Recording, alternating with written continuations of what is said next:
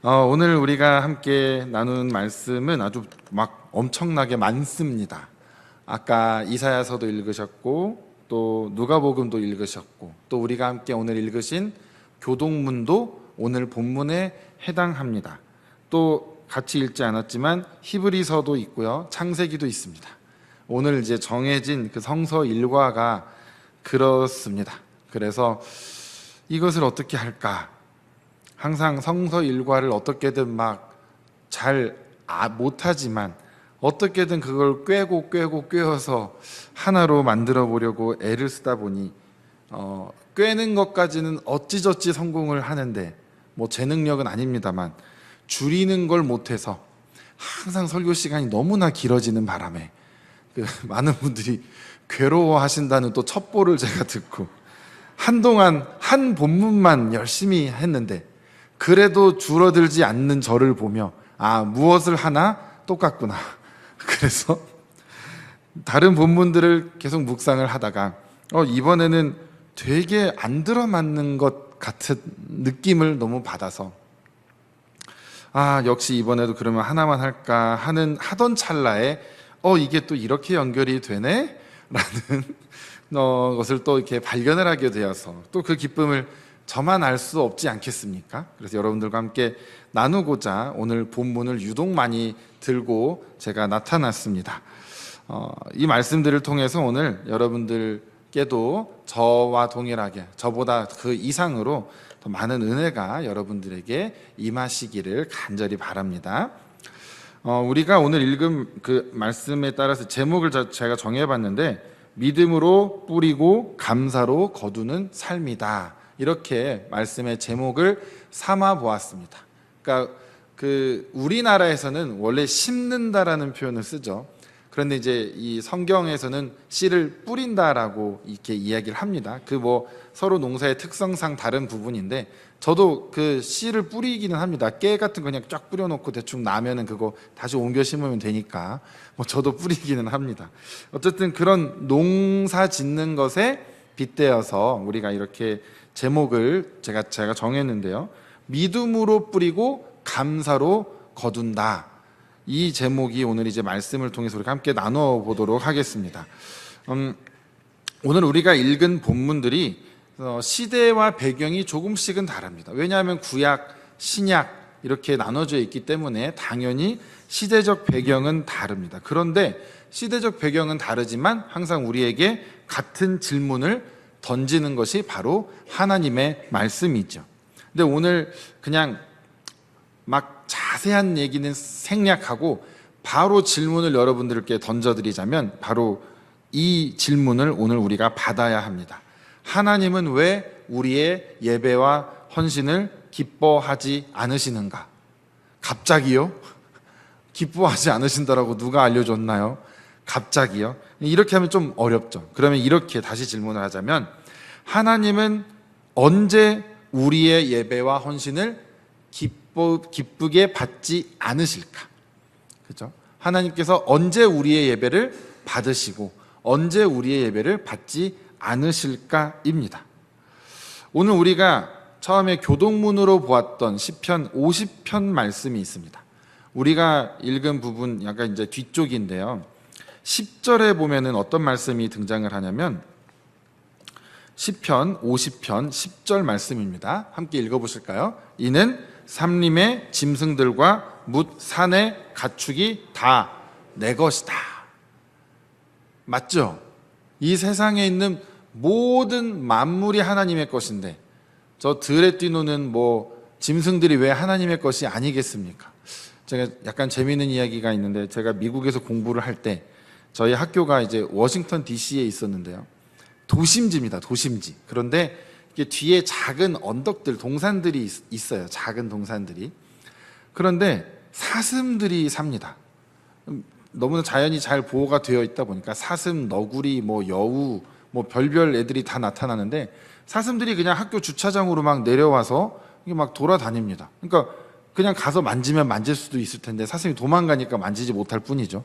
그런데 이제 겨울이 됐는데 저랑 같이 공부하시던 한 목사님께서 저보다 한 5살 많으신 분인데 저한테 그러면 목사님, 여기 사슴들은 도시에서 다 관리를 하는 거죠.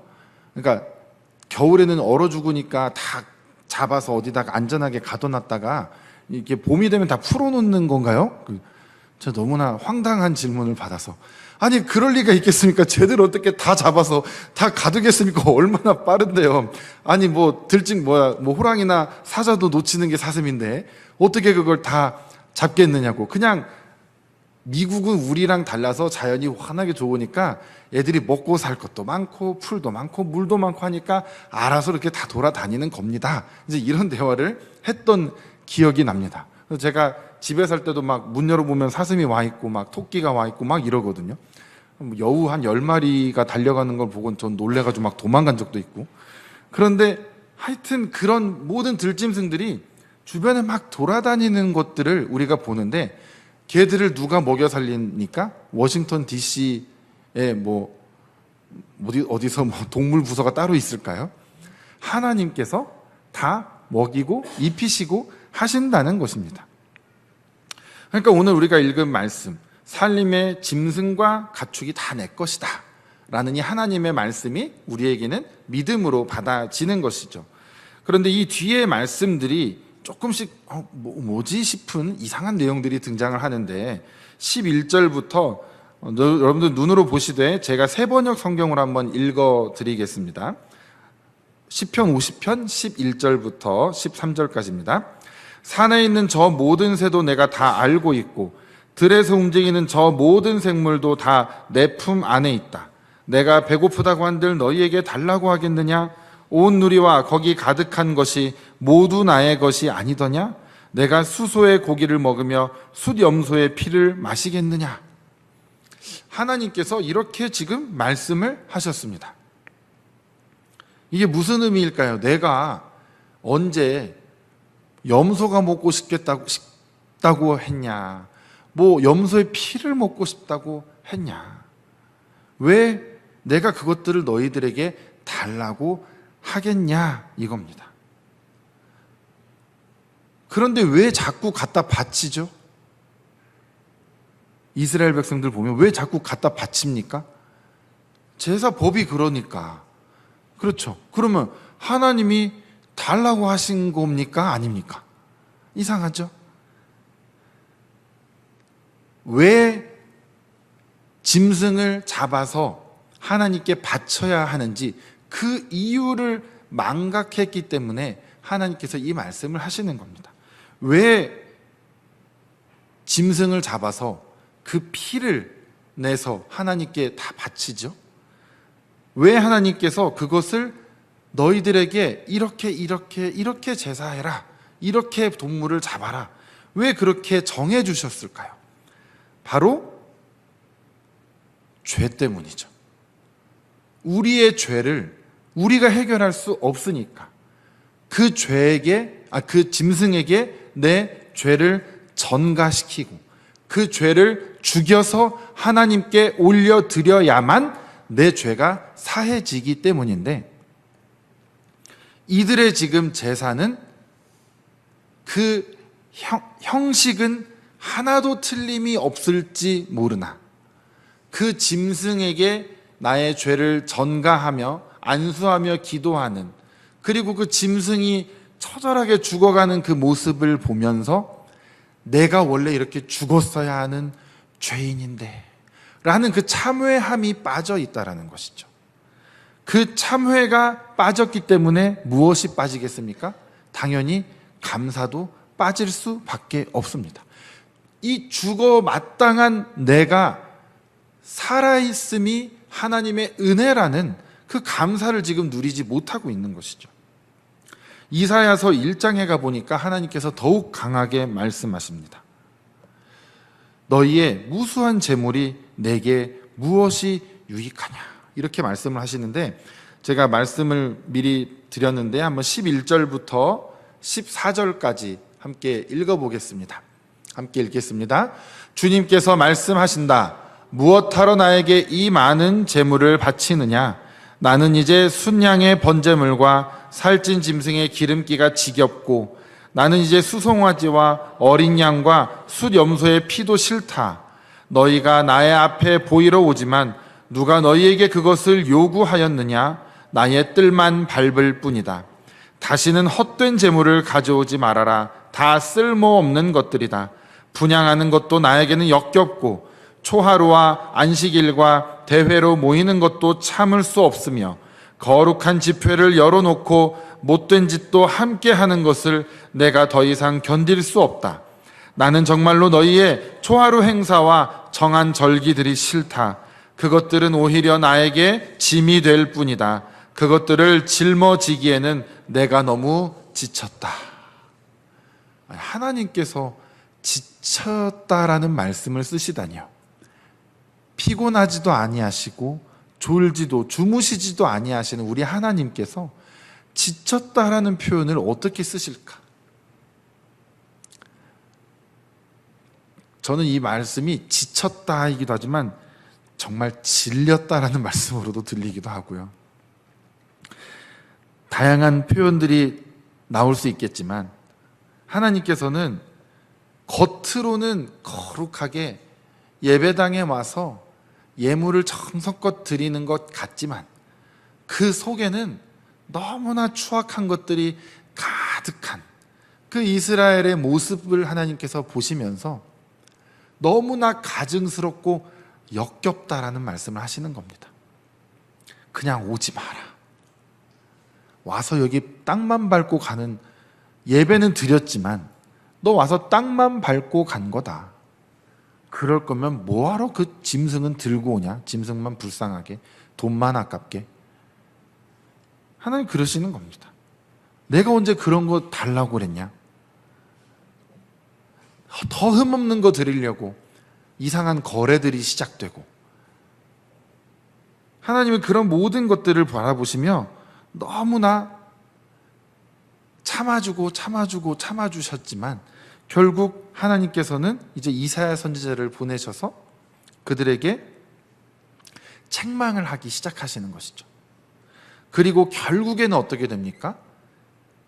북이스라엘이 갔던 길을 남유다 왕국도 그대로 가면서 결국에는 다 멸망하게 됩니다. 아까 우리가 읽은 시편 50편에서도 사실 비슷한 내용들이 등장하는데 여기는 이제 조금 더 구체적으로 설명을 하고 있습니다. 한번 50편 16절부터 함께 보실까요? 50편 16절부터 함께 읽어보겠습니다. 악인에게는 하나님이 이르시되 내가 어찌하여 내 율례를 전하며 내 언약을 내 입에 두느냐? 내가 교훈을 미워하고 내 말을 내 뒤로 던지며 도둑을 본즉 그와 연합하고 간음하는 자들과 동료가 되며 내 입을 악에게 내어주고 내 혀로 거짓을 꾸미며 앉아서 내 형제를 공박하며 내 어머니의 아들을 비방하는도다. 내가 이 일을 행하여도 내가 잠잠하였더니 내가 나를 너와 같은 줄로 생각하였도다. 그러나 내가 너를 책망하여 내 죄를 내 눈앞에 낱낱이 드러내리라 하시는도다. 하나님을 잊어버린 너희여, 이제 이를 생각하라. 그렇지 아니하면 내가 너희를 찢으리니 건질 자 없으리라. 감사로 제사를 드리는 자가 나를 영화롭게 하나니 그의 행위를 옳게 하는 자에게 내가 하나님의 구원을 보이리라. 아멘. 이스라엘이 하나님께 제사를 열심히 드려도, 아무리 많은 제물을 드려도 하나님께서 받으시지 않으실 때가 있었습니다.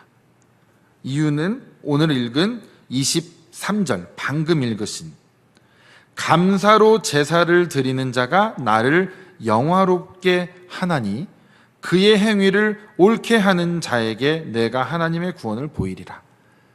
이것이 정확하게 뒤집어졌다, 반대로 되었던 때가 하나님께서 예배를 받지 않으시던 때입니다. 감사 없이 제사를 드리는 자, 드리는 백성, 드리는 교회가 된다면 하나님께서는 그 예배를 받지 않으신다. 또한 그의 행위를 옳게 하는 자에게, 즉 옳게 하지 않는 자에게 하나님의 구원은 없다 입니다. 무섭죠? 반대로 바꿔서 말을 하면. 그런데 우리가 읽은 것을 다시 조금 거슬러 올라가 보면 무슨 일들이 있었느냐? 교훈을 미워하고 하나님의 말씀을 그냥 뒤로 던졌다. 한 귀로 듣고 한 귀로 흘린 거죠. 도둑을 보고 연합하고 간음하는 자들과 동료가 되고 입을 악에게 내어주고 혀로 거짓을 꾸미고 또 형제를 공박하고 내 어머니의 아들을 비방하는도다. 내 어머니의 아들이 누굽니까? 바로 내 형제, 내 자매죠. 우리가 한 몸으로 교회로 세우심을 받았는데 우리가 한 부모의 자녀들이니까 우리 지금 옆에 앉아 계신 모든 분들이 여러분들의 어머니의 아들입니다. 딸입니다. 여러분들의 아버지의 아들이고 딸입니다. 이 중에 만약에 서로 내가 한 번이라도 비방한 적이 있거나 형제를 좋지 않게 말을 한 적이 있다? 그러면 100% 나의 예배는 하나님이 받지 않으신다 라고 생각하시면 됩니다. 언제까지요?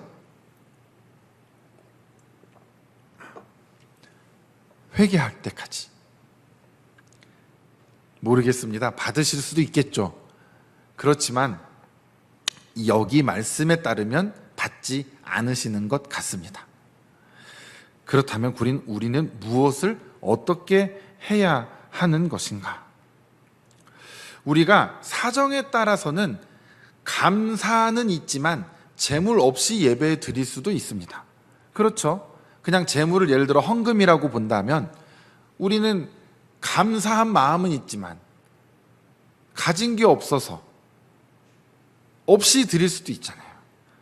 그럴 수 있습니다. 얼마든지요. 언제든지 우리는 그런 상황에 놓일 수 있죠. 그런데 우리가 정말 하지 말아야 할 것은 재물은 가져오는데 감사함이 빠진 상태입니다. 얼마를 내가 가져온다고 한들 그것은 무익한 제사에 불과한 것입니다. 물론 그 돈 자체는 유익하게 쓰일 수는 있겠죠.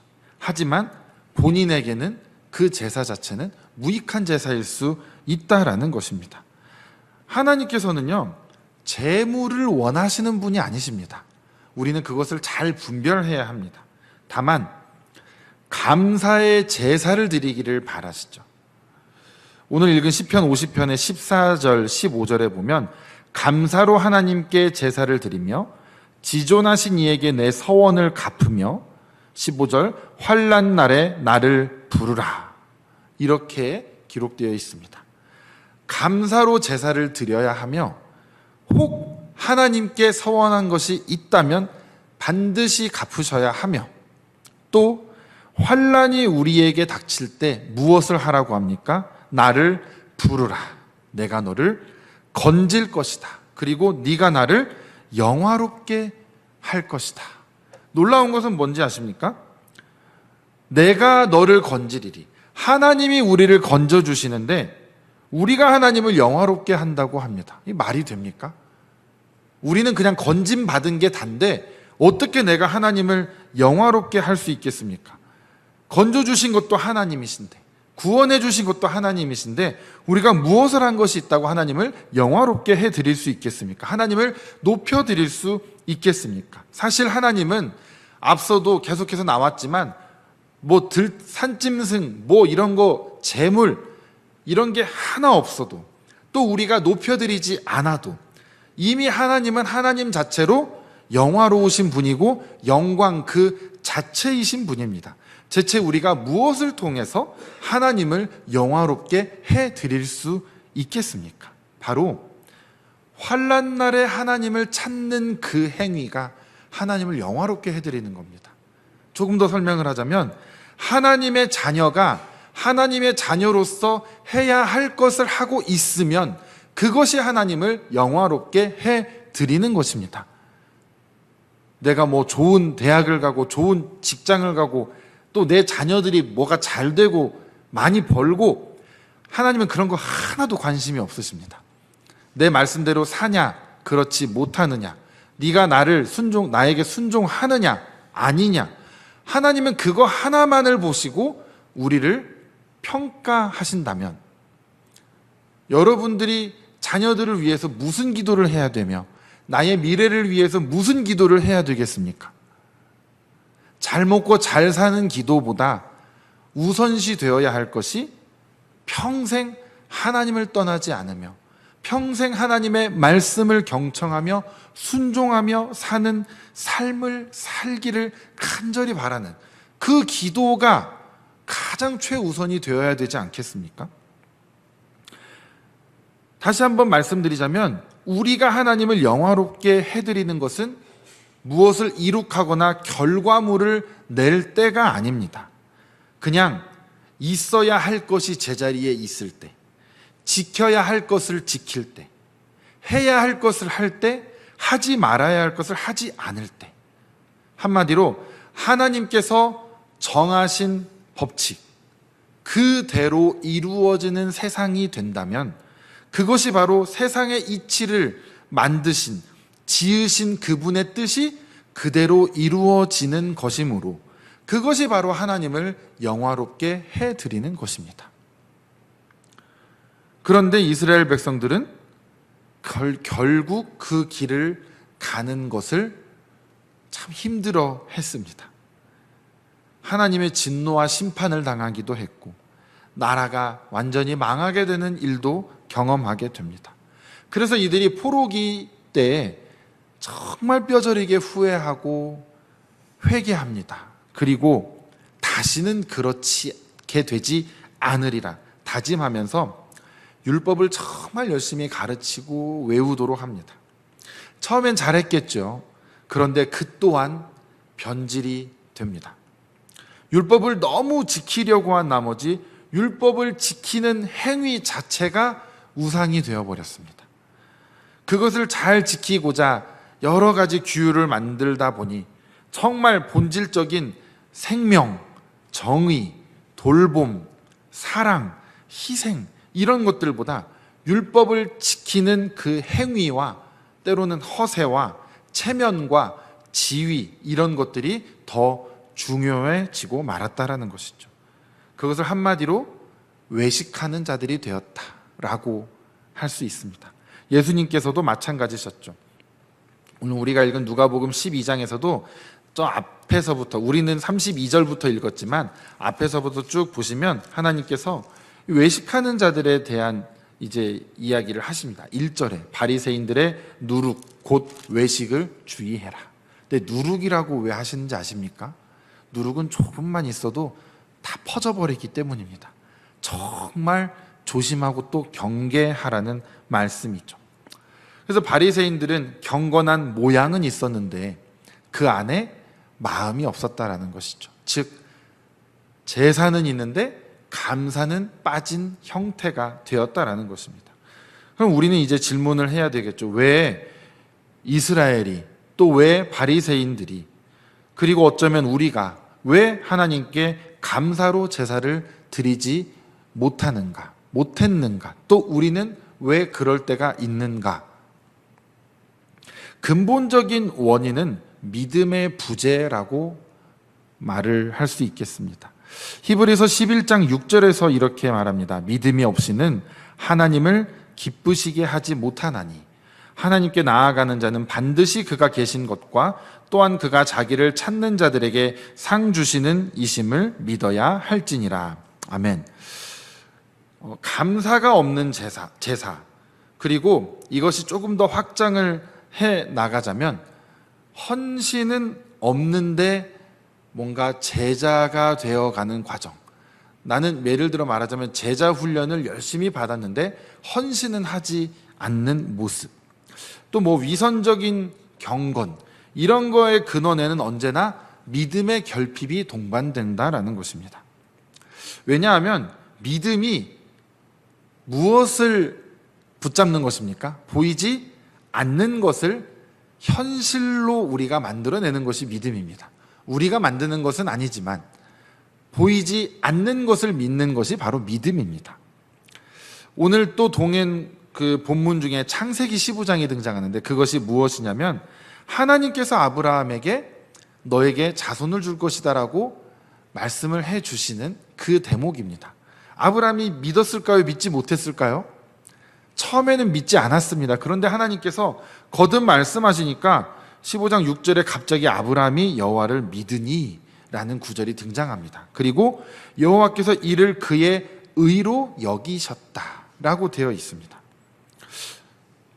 그리고 히브리서 11장으로 또 확 넘어오면 믿음으로 아벨은 가인보다 더 나은 제사를 드렸다라고도 기록되어 있습니다. 믿음들이 계속해서 등장을 하는데 제가 왜 자꾸 믿음 얘기를 할까? 감사가 없는 제사, 그리고 하나님의 말씀대로 살아가는 거 얘기를 하다가 왜 자꾸 믿음 얘기를 할까라고 궁금하실 수 있습니다. 왜냐하면 맥락적으로 뭔가 이렇게 이어져야 되는데 갑자기 점프를 한 느낌이 저는 들었거든요. 그런데 별 수 있습니까? 정해진 본문이 그런 걸. 저도 그래서 읽으면서 이 안에서 답을 찾으려고, 왜 갑자기 믿음이 이렇게 나오지? 왜 감사 얘기를 하다가 제사 얘기하다가 왜 믿음이 나올까? 그것을 계속 고민을 하다 보니 답은 굉장히 쉽게 사실은 나왔습니다. 뭐냐면 믿음이 없으면 그 자리에 무엇이 들어올까를 생각해 보니 답이 쉽게 나오더군요. 믿음의 반대말을 우리는 뭐라고 하냐면 불신이라고 누군가는 얘기를 하겠지만 결국 불신도 무엇이 그 자리를 차지하냐? 두려움과 걱정과 불안과 염려, 이런 것들이 믿음이 없는 상태입니다. 여러분 두려우시죠? 불안하시고 염려도 되시고 걱정도 되는 것이 분명히 있습니다. 왜 없겠습니까? 그런데 성경에서는, 하나님께서는 그 모든 것들이 너희의 믿음이 없음 때문이다 라고 우리에게 가르쳐 주십니다. 왜 불안하고 왜 두렵고 왜 걱정이 될까? 그것은 쉽게 설명하자면 우리가 눈이 잘 보여서 그렇습니다. 눈이 잘 보여서. 뭐냐? 세상에서 살아가다 보니 다른 사람들을 너무 잘 봅니다, 우리가. 저 사람은 어떻게 살아가는지 누가 말해주지 않아도 다 스캔을 우리는 다 하게 됩니다. 그래서 세상 속에서 안전하려면, 인정받으려면, 높아지려면, 또 영향력을 행사하려면 이렇게 요렇게 해야 한다라는 것이 그냥 쫙 세상에는 이론적으로 나와 있습니다. 그런데 우리가 거기서 어떤 생각을 갖게 되냐면, 맞아, 나도 세상에서 인정받아서 높아져서 영향력을 행사하면서 하나님의 이름을 높여야지, 내가 더 많이 벌어서 더 선한 곳에 써야지, 우리가 이렇게 생각을 하면서 따라가긴 하는데 그게 뭐라 그럴까요? 이렇게 10,000원짜리가 길에 떨어졌으면 주우려고 딱 가면 낚싯줄로 이렇게 촉촉 당기면 이렇게 이거 잡으려다가 또 잡으려다가 결국 따라가서 확 덜미를 잡히는 것처럼 우리는 그것이 사단이 놓은 덫이자 전략인 것을 모르고 우리도 똑같이 세상 속에서 그들과 같이 높아지려고, 그들과 같이 잘 되려고, 그들과 같이 부를 축적해서 더 안정적이 되려고 열심히 노력한다 이 말입니다. 그래야 하나님을 믿는 자로서 세상에서 내가 누군가를 전도할 때도 내 말이 설득력이 있을 것이고 내가 누군가를 도울 수도 있을 것이고, 그렇게 하면 얼마나 멋지겠습니까? 저도 그렇게 살고 싶습니다. 그런데 하나님은 그렇게 하기보다 지금 네 옆에, 네 주변에 당장 오늘을 살아가는 게 힘들어서 괴로워하고 억울해하고 힘들어하는, 아파하는, 굶어가는 그 사람들부터 도우라고 하시는 것이 바로 우리 하나님의 의입니다. 하나님은 우리가 잘 되는 것이 싫으신 것은 아니실 것입니다. 그렇죠? 그렇지만 우리가 잘 되느라고 아픈 이들을 돌보지 못하는 것은 하나님께서 원치 않으십니다. 안식일에 그러지 않았습니까? 예수님이 병자를 고치니까 바리새인들이 와서 뭐라고 합니다. 예수님 입장에서 얼마나 어이가 없으셨을까요? 안식일이 사람보다 중요한 것이 아닌데, 사람은 죽어가고 사람은 굶어가고, 그런데 그들은 율법을 지키는 거에만 몰두한 나머지 그들의 아픔을 외면하게 되어 버렸다라는 것입니다. 선한 사마리아인 이야기도 마찬가지죠. 그런 모든 것들이 왜 그렇게 됐을까? 내가 이렇게 했더니 사람들이 이 사람은 그 종교적 지도자로서의 지위를 잘 지켜가고 있구나, 금식을 잘하는구나, 무엇을 잘하는구나, 그렇게 인정을 해주더라 이 말입니다. 그리고 또한 더 과거로 가보면 가나안 땅에 들어갔던 이스라엘도 마찬가지입니다. 그들이 가봤더니 우리 하나님은 눈에 보이지 않는 하나님인데 저들은 삐까뻔쩍한 우상들을 막 만들어 놓고 섬기고 있는데 그들이 뭔가 더 강한 것 같고 더 잘 되는 것 같습니다.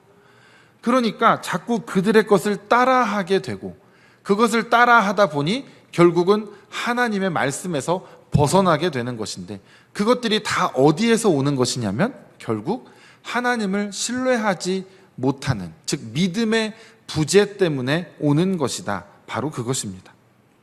그래서 오늘 말씀들이 보면 왜 이것이 이렇게 연결이 될까? 왜 이것이 이렇게 연결이 될까? 계속 고민을 하고 고민을 했는데 결국 본질은 그겁니다. 우리가 하나님을 얼만큼 신뢰하고 있는가? 얼만큼 내가 하나님을 향한 믿음이 절대적인가? 그것에 따라서 현재 나의 감사가 흘러나오게 되더라 이 말입니다. 오늘 읽은 누가복음 12장 말씀도 이렇게 시작을 하죠. 32절에 적은 무리여 무서워 말라. 왜 적은 무리라고 하셨을까? 우리는 세상에서 적은 무리가 될 수밖에 없기 때문이죠. 세상 가운데 우리는 항상 약자일 확률이 높습니다. 그런데 하나님께서는 두려워 말라, 무서워 말라 말씀하십니다. 왜요? 아버지께서 그 나라를 너희에게 주시는 것을 기뻐하시기 때문이다. 너희들은 그 나라를 받게 될 것인데 왜 지금 눈앞에 보이는 현실로 인해서 무서워하고 두려워하느냐? 왜 그렇게 악착같이 재물을 끌어모아서 내 영혼아 이제 앞으로 평안하겠구나, 왜 이렇게 혼자 행복해하고 있냐라는 것입니다. 33절에도 보니까 너희 소유를 팔아 구제해라, 낡아지지 아니하는 배낭을 만들어라, 이렇게 말씀하고 있는 것입니다. 그러면서 35절로 넘어가죠. 갑자기 깨어 준비하고 있으라는 말씀으로 넘어가게 됩니다. 왜 이것이 또 갑자기 연결해서 등장을 할까? 종이 주인을 기다리는 그 모습이 오늘 등장을 하는데요. 주인이 언제 올지 모르는데 종이 계속 기다리고 있습니다. 그런데 주인이 왔을 때 종이 만약에 잘 기다리고 있었다면 그 종들은 복이 있다라고 하는 것입니다. 우리가 이 세상에서 살아갈 때 계속 기다리기만 하는 날들이 대체 언제까지 지속될 것인가? 우리도 그것에 대한 궁금증을 풀지 못해서 괴로워하는 날들이 계속 될 때가 있습니다. 그렇지만 하나님께서는 말씀하십니다. 분명히 주인이 돌아온다.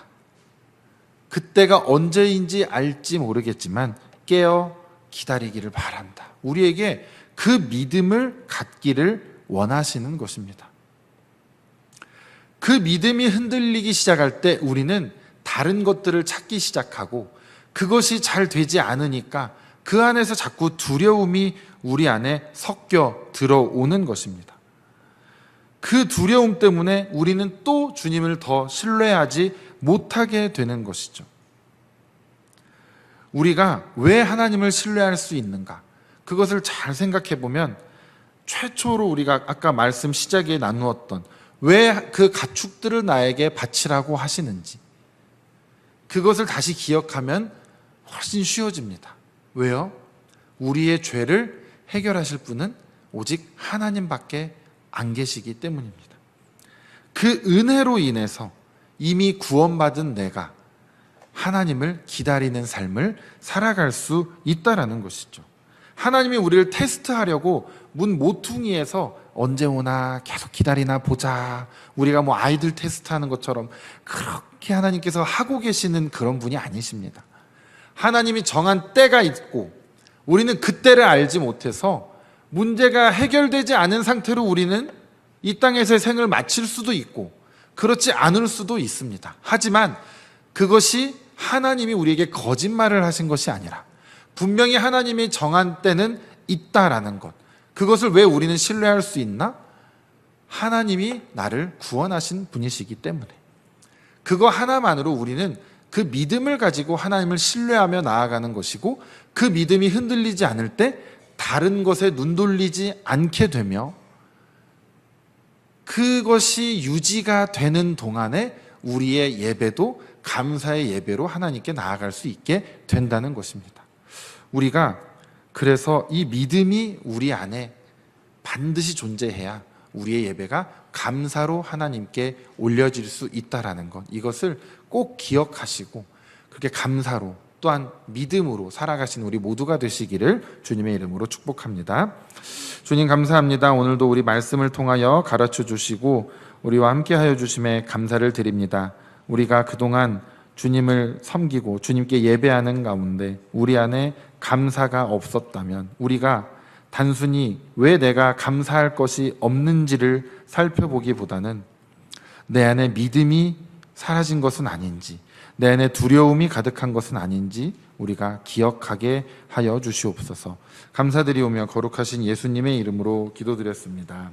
아멘.